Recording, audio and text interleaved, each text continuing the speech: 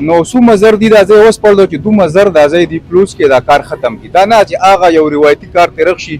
چې په کلونو او په مودو باندې دا کار دغه شانتې وړاندې پر اسکا انچه ځایږي نه پرېږدم دا کوڅه نه پرېږدم نو زما خو له سره حق نه جوړېږي چې زه هغې ته یا باراکټ راوباسم یا ورته د نالۍ اوبه راوباسم. هغوی ته هم ریکویسټ دی سپیشلي بادار صدر ته چې هغه د خپل دکاندارانو ته نن یو وارنینګ ورکړي چې څومره بلیکټ دکانداران جوړ کړي دي یا ورته هغوی ګن اچوي او د هغې د لاسه مین نل چې دی هغه کلوز شوي دي چې هغه پخپله اوپن کړي. ادروایز همغه دا اپریشن چې دی جاري او هغه ځین وزه پخپله بیا مات. کمشنر تحصیل ګدیزي سلرزیم احمد شیر صاحب راته موجود دي. سره د ننني اپریشن په حواله راته ووایي څنګه خو انیشیټیو واخیستو د چا په وینا باندې کړو. تاسو ډېره مهرباني تاسو راغلی زموږ د اکټیویټیز د کوریج دپاره. دې باره کې پرون ماته د علاقې چې کوم مشران وو هغه راغلي وو او هغوی ماته ریکویسټ وکړو چې زموږ د علاقې دا ناله د ډېر وخت نه بنده ده او څومره اوبه چې ده باراني اوبه چې کله باران وي نو هغه ټوله اوبه زموږ دې کورونو ته راځي او موږ ته ډېر زیات تکلیف وي ماشومانو ته زنانو ته. زه د هغه مشرانو سره پخپله په هغه وخت نقد راووتم او خپل ټیم را سره و ریونیو سټاف زما تحصیلدار پټواري او ټي ام او صاحب هغوی انجینیرینګ سټاف ما سره رالو موقع ته موږ موقع وکته او هغه وخت باندې ما ټي ام او صاحب ته او د هغوی سټاف ته ریکویسټ وکړو چې تاسو سبا موږ ته مشین را اویلیبل کړئ چې څومره د دې خلکو تحفظات دي چې هغه موږ سبا لرې کړو. او زه د ټي ام او صاحب د سټاف هم شکریا ادا کوم ټي ام او صاحب شکریا ادا کوم چې هغه ما ته زموږ په شارټ وینا باندې نن ټوله مشین را اویلیبل کړه او هغه اپریشن سټارټ دی. زما دا اپریشن اوس په دې سایټ باندې د هغه جوخیلې چوک پورې دی او فردر به بیا چې څومره د جوخیلې چوک نه واله د پیر بابا بازار پورې څومره ایریاز د دکاندارانو چې کوم مخ یې هغوی بلاک کړي دي او هغې د فلش فلډ چې کوم باراني اوبه ده هغه راشي نو هغه ټول هغه اوبه د نالو د بلاکیج د لاسه ټولې اوبه د خلکو کورونو ته او دوکانونو ته ننوځي. نو زما هغوی ته هم ریکویسټ دی سپیشلي بادار صدر ته چې هغه د خپل دکاندارانو ته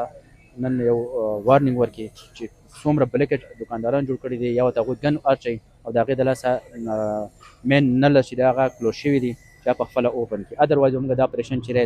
جاري او هغه ځین وزه پخپله بیا ماتوم. دغه اپریشن تاسو چې کوم وي بلا تفریق په پرې کې کاروایی کیږي بلا تفریق به دې کاروایی کیږي. دې کې هېڅ قسم رکاوټ نه منم ټول ته ما وینا کړې ده که څوک هم دې کې رکاوټ پیدا کوي دا خلاف قانوني کاروایی کیږي. حسین بھائی دا راته ووایه ایس چې کوم اپریشن سټارټ کړی دی د دغې د لوټ د اوبو نه د خلکو د مسله وه خو ستاسو خو دلته کاروبار دی تاسو به اعتماد کې اخیستې ستاسو سره خبرې شوې ده څه به وایې دې په حواله؟ بسم الله الرحمن الرحیم. تاسو ډېر مننه چې تاسو راغلی زموږ تاثرات تاسو ولی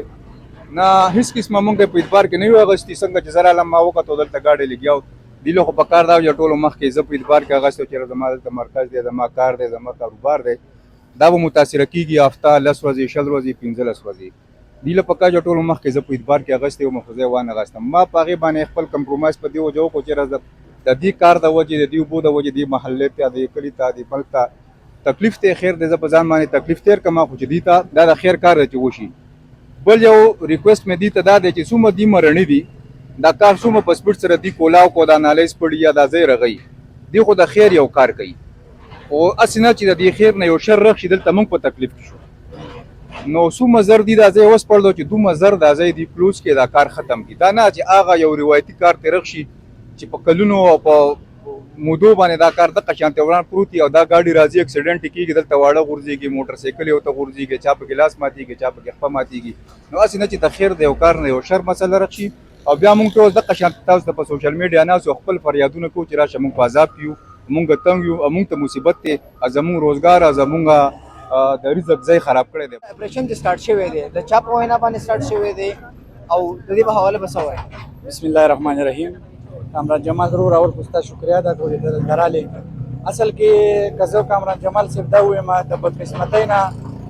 کم ځای روټ جوړو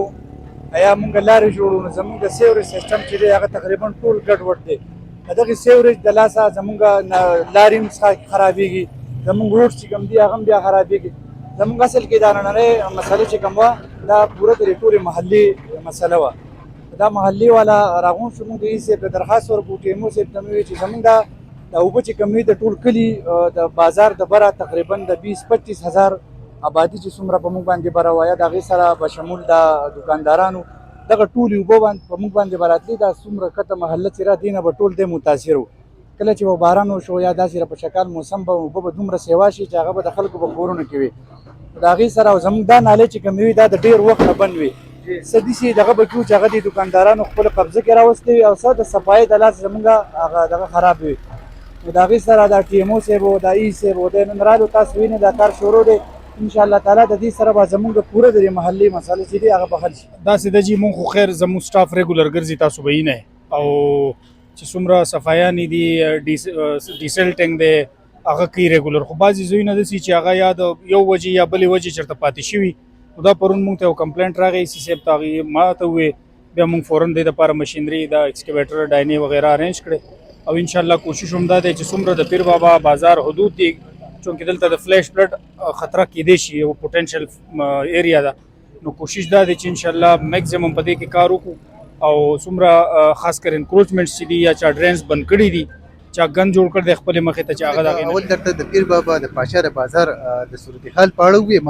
نو انتهایي لنډ تنګ دی او دومره زیاته رش او غڼه پکې جوړه وي بیا خصوصا چې کله وسکولونه کولاو شوي دي په دې وخت کې نو د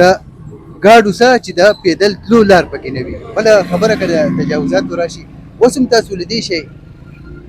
اوس هم تاسو لیدی شئ دغه نالۍ دي ځای په ځای دا نالۍ بیخي بندې دي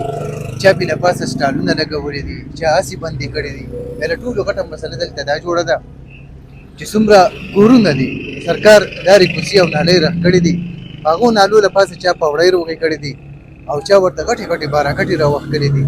نو پکار دا چې زه پر اسکا انچه ځایګې نه پرېږدم لاره کوڅه نه پرېږدم نو زما خو له سره حق نه جوړېږي چې زه هغې ته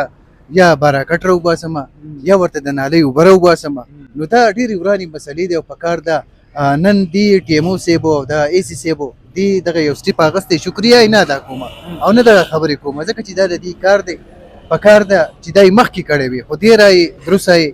نو بیا چې دا کیسه چې ده دا په دې ځای ونه درېږي په دې کې دا ونه شي چېرې دا پلانکې خان دی او دا ټینګې خان دی هغه پکې پرېښودی شي او زما په شان یو غریب چې دی د هغه د لاره هم رانه شي او د هغه د کوڅه هم رانه شي